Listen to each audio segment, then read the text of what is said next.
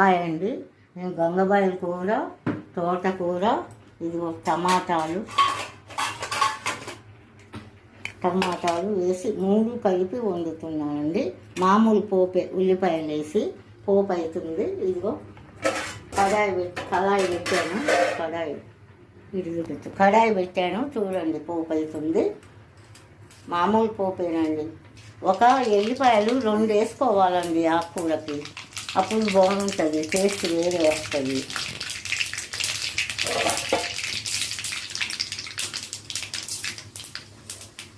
ఇదిగో ఒక 2 వెల్లుల్లిపాయలు,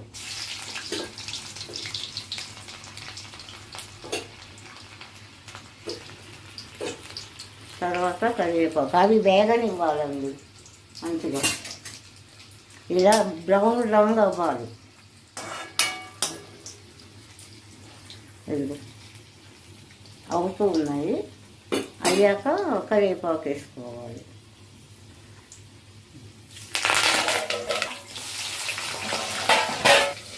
టమాటాలు వేసుకోవాలి. చూపించిన కదా,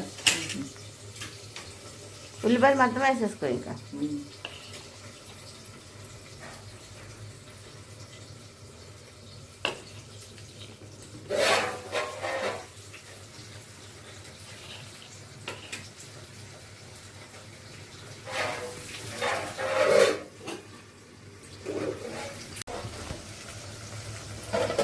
ఇప్పుడు పసుపు వేసుకున్నానండి సరిపడగా.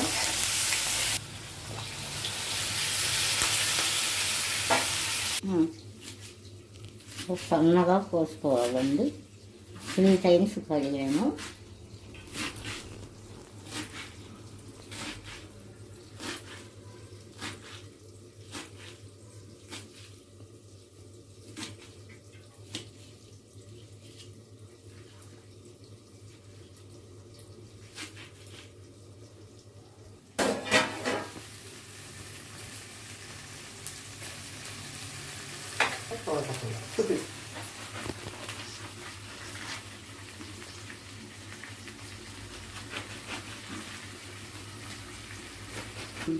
ఫస్ట్ టమాటా పెట్టానండి, తర్వాత గంగబాయిల కూర పెట్టాను, తర్వాత ఇప్పుడు తోటకూర పెడుతున్నానండి.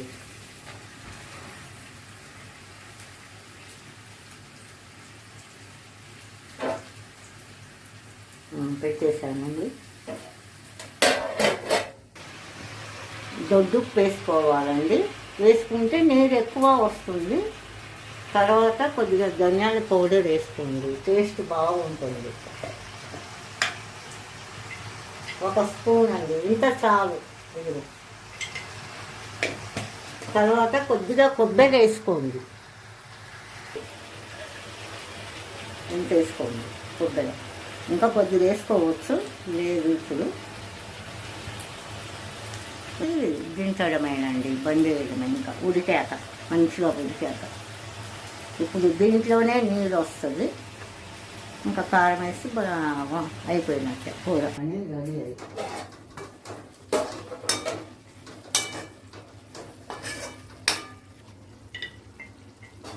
ఇదిగోనండి కారం వేస్తున్నాను లాస్ట్లో, కావలసినంత ఇంత చాలండి. ఇంకా కలుపుకొని బంద్ చేయడమేనండి, అంతే. చిన్న మంటతోటి వండాలండి ఆ కూర.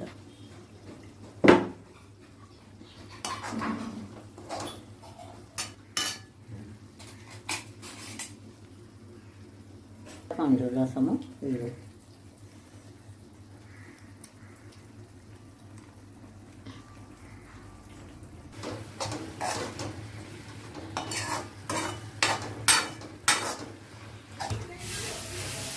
అయిపోయిందండి.